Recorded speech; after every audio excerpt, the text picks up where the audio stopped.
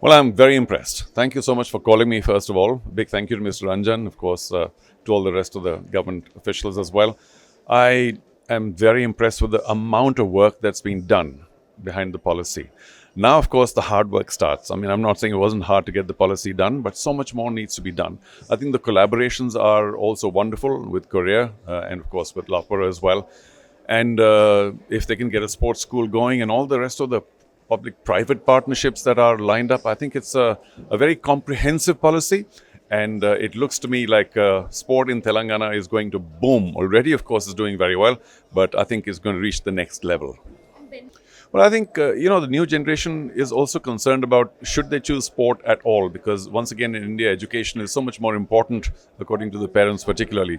But I think with more sport, getting visibility, getting rewards, getting infrastructure, getting the possibility of playing, I have no doubt that a larger section of the population, the young population, is going to take to sport.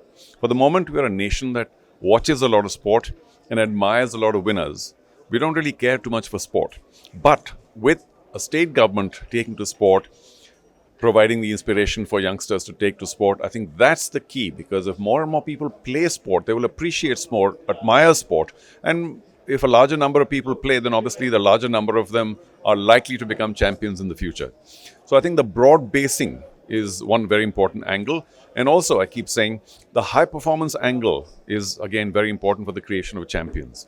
And if both are looked after, if there's sporting opportunity at the, should we say, grassroots level or lower level, and of course, people are paying attention to the journey of the sports persons, I think there are rewards all the way through, and eventually the champions are also looked after, then there's no loophole. And I do think that that's how the country will gradually become a nation where sport is a culture, where it becomes possible to admire it, to play it. And Telangana is making a really strong start. Well, when you make policies such as these, or when you pay attention to any activity, a conclave is the best way of making sure that other people also get to know what's going on. So it wasn't just a question of the Telangana government talking about what is in store, what the policy is all about, but by calling all of us, calling a few Olympic champions, calling people who are already doing a lot of work in the world of sport, whether it's JSW or the other people doing a lot of work in the world of sport.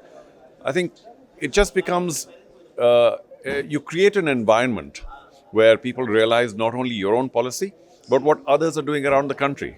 And more attention is thus focused on those who prepare the policy and maybe create a little more excitement about the creation of something new. So conclaves, to me, are a way of spreading all the hard work that's being done and also creating excitement about what's to follow.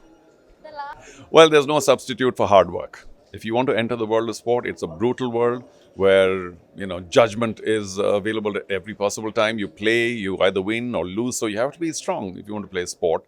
But I do think that you also have to be more self-aware. So if you realize how hard you're working, I think you'll have a very good idea whether you're going to become a champion or not. So be a realist. And finally, of course, honesty.